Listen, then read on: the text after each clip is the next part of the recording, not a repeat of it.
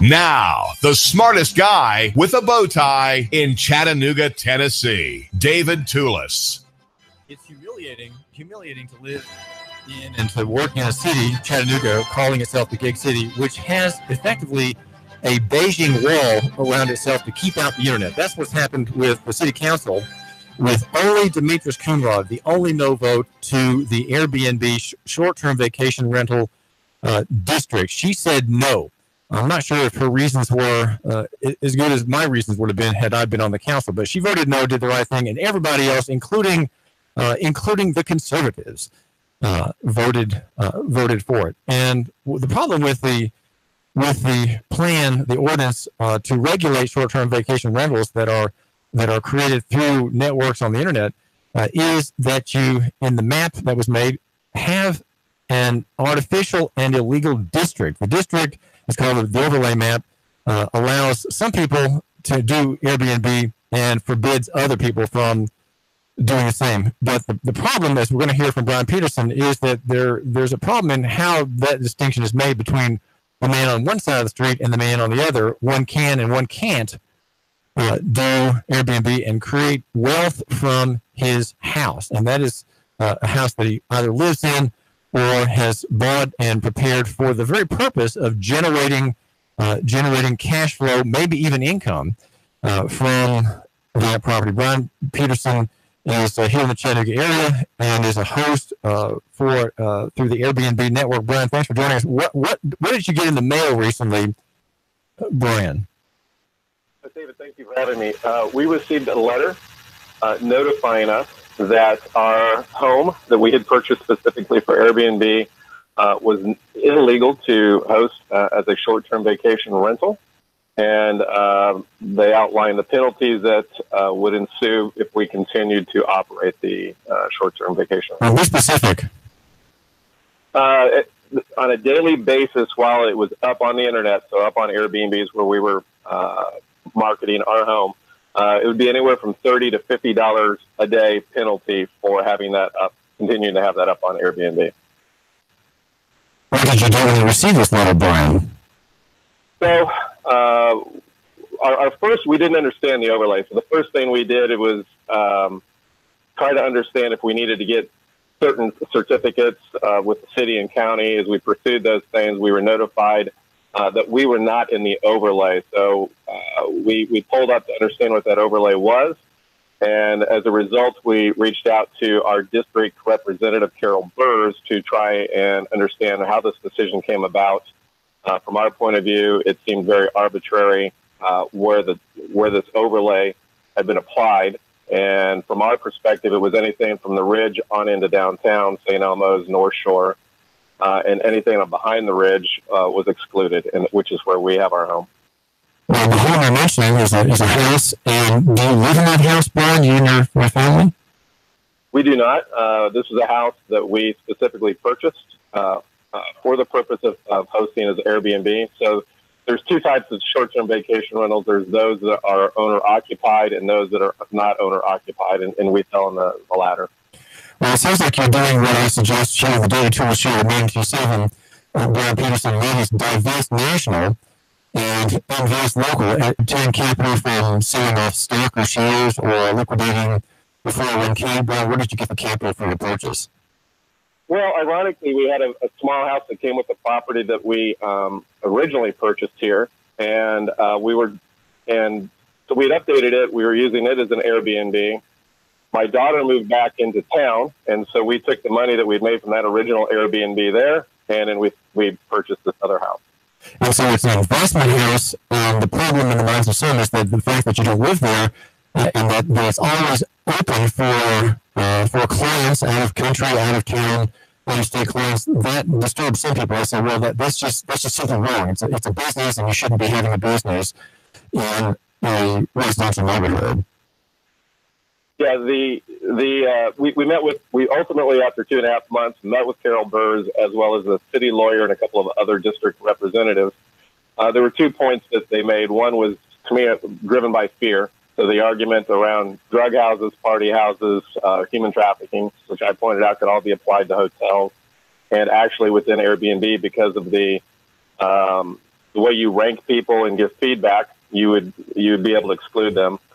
The second point that the lawyer had made was that you didn't want to bring commercial entities into neighborhoods, and which prompted another question for me, because the law reads, or the ordinance reads, anything 30 days and greater is exempted. Anything 30 days or less. I asked how we arrived at 30 days. Why wasn't it 14 days, 7 days? What was that? We weren't really given a satisfactory answer. To me, the commercial entity, whether it's a short-term vacation rental or a long-term rental, is still making commerce. So, well, are you making? I'm not sure I understand exactly the problem that you're describing there. Are you in owning the house?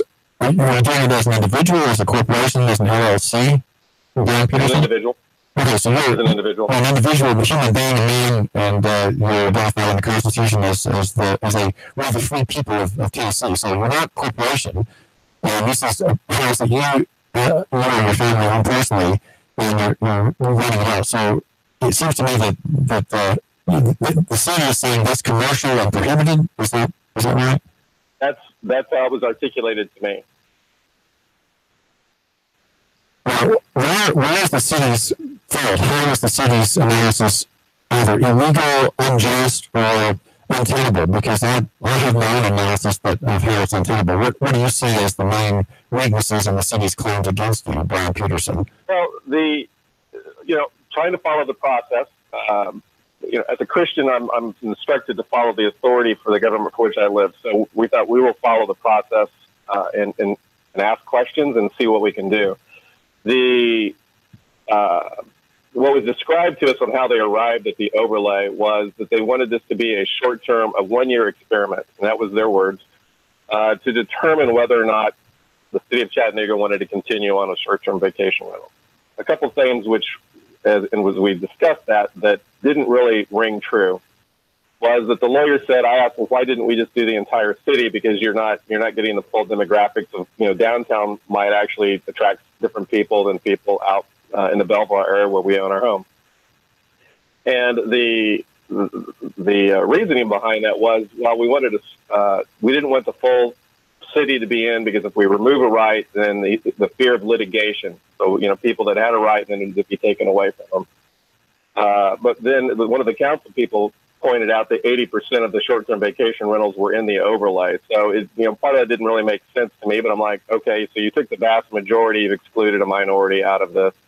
And if you're worried about litigation, you kind of got that on. So I said, okay, what is the criteria for success? At the end of your year of success, is this a data-driven process? What does this look like? There is no process. It's, well, we'll get together, we'll discuss it. Okay, great. So there's no way to know what the measure of success or failure is. Additionally, I said, well, let's go on and say you approve this is successful. Then what is my ability to be included then after the year experiment? Well, there is no process for that either. They said potentially, much like the process to get speed bumps in your neighborhood, which ironically we had just completed that a few months ago. You could do something along those lines. And I said, so I need to go get 67% of my neighbors to sign off that it's legal for me to have an Airbnb. Yeah, that's kind of the idea, but we're not saying that's the process, but that's an idea. And I said, well, then will the people in the overlay be forced to do the same thing? The answer was no. So what they're doing is applying arbitrarily. They're applying different rule sets for different people. Here's the question. How close are you to the line that demarks the ending of the district, the so-called overlay short-term vacation rental district? 2.5 miles, maybe. Okay, so you're right within the city. Yeah, absolutely. Well, you're in the city, but you're outside the district. Is that right? Right. Well, the interesting aspect that they also did not delineate by districts. We had known that Glenwood was recently added into the overlay. And so I asked, what was the process and how were they chosen to be included in the overlay? Because I would like our district to be considered, or, our neighborhood to be considered as well. The answer just about made me fall out of my chair is they said, well, the way the district lines fell was some people on one side of the street could have a short-term vacation rental and others on the other side of the street could not. So that just didn't seem fair.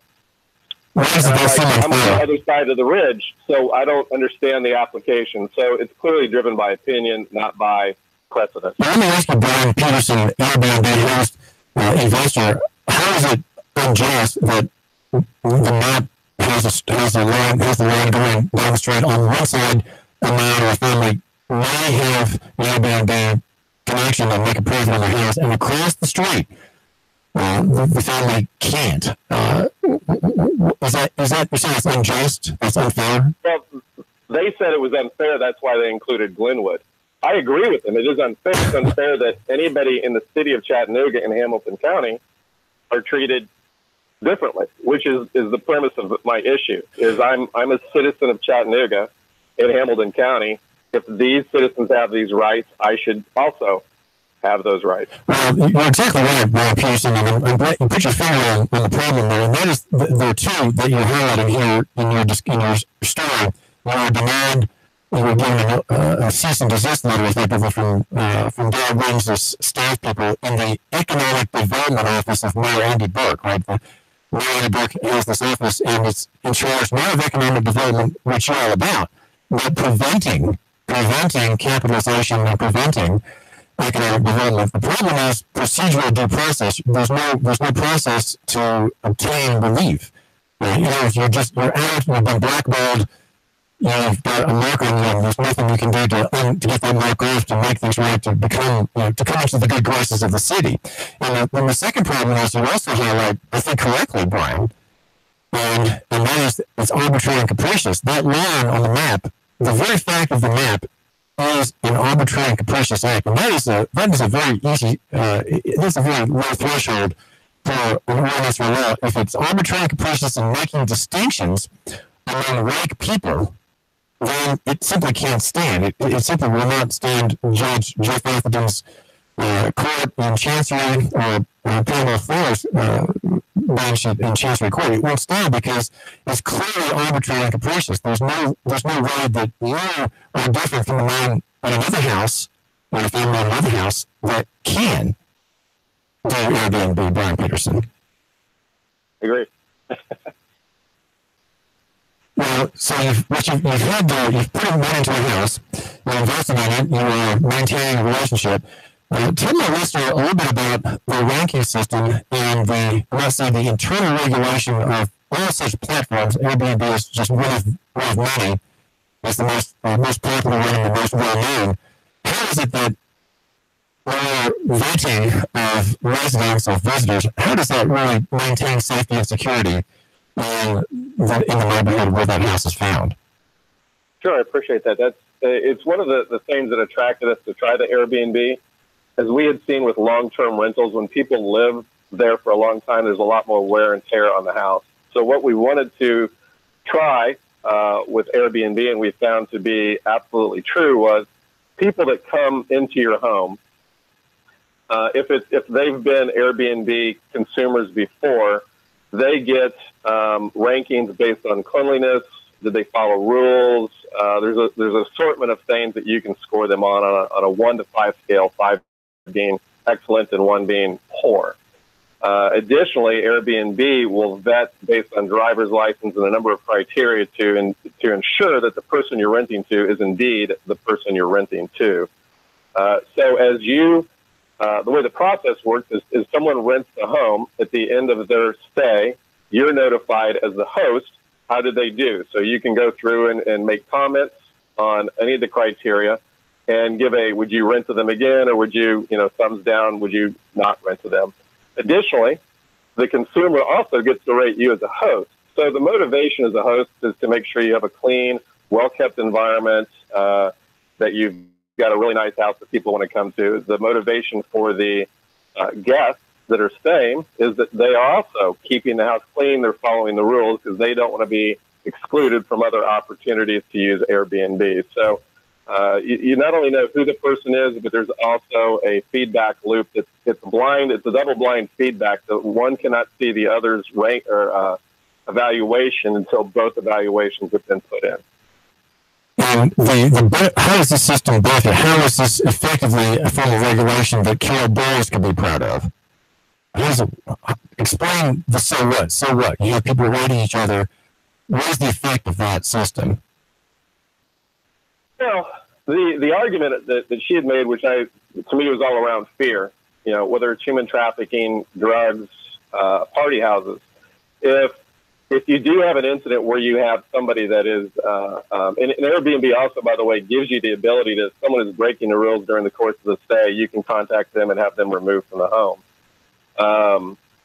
So if there is indeed an issue with a particular guest, the scoring system is such that you can do that. And if they're extreme enough, you can actually contact Airbnb and they can be removed from that system. So, and not allowed to use it any longer. So, where she brought up, let's just go with the idea of human trafficking. Well, somebody that's doing human trafficking can move from hotel to hotel to hotel. They don't know anything about it. So they can continue to rotate from hotels within the course of the city.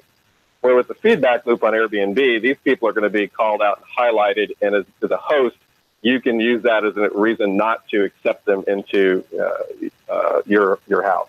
So whether the visitors are from Saudi Arabia, Pakistan, Australia, or Ontario, Brad Peterson, host of an illegal Airbnb house, you can be sure that you'll have really just the best people. And it's you, right? It's you, Brian, that determines how many stars that person has to have before you accept that person, right? You may have a higher star than somebody else. Our criteria was always set that somebody had to have a review before we would rent to them. That may seem a little unfair, but we just felt that was one of the things that we wanted to make sure we made sometimes exceptions if you communicated back and forth, but typically we wanted to make sure somebody had a very positive reviews before we'd even consider being host to them. I'll say something just briefly about the terms that you demand for the use of your house. If I'm here from, let's say, Zurich for a week, and what am I going to have to pay per night at your house? So for our house, it would be $105 a night, and then also the way Airbnb does it, you also can put a cleaning fee in. So typically, it might be a $50 cleaning fee for a minimum of 2 stay nights. So if you're going to stay for a week, you had $105 a night, but we would also give a 10% discount if you stayed for a week or longer. You had your cleaning fee. And then Airbnb, what they do is they collect the state taxes on your behalf. And then they also add a service fee, which is I was surprised to see how small it was, but my guess is they have so many, it's not that large, but maybe on a full week, they might have collected $15 or $20, something nominal, compared to what you thought it might be. And often we had guests would come for a hosted, girls softball tournament, like Nationals were here last year. And we'd have families that actually contact us because somebody had a dietary restriction. And so the ability to prepare their own food, stay at a home, have that relaxation versus what they would have to do at a hotel and have to be able to, force themselves to eat out or prepare their food ahead of time. So we ran into a lot of really neat families that way. So it seems really Brad Peterson, host of an Airbnb house and an investor in an Airbnb property, that Chattanooga and that places such as Red Bank and East Ridge should really think about being open to that market, because I say that because Red Bank right now is being asked to ban these renters, just as it's also banned solar panels. Red Bank has got some serious problems. But if you have many Airbnb families and families on like platforms, what you're doing is you're creating value for them, for visitors, and providing competition to the hotel industry. And families can have an income stream or a cash flow stream that really is very important. Many people on the bottom of the economy they desperately need cash flow, Brian. Well, our motivation, we've got an adult special needs son.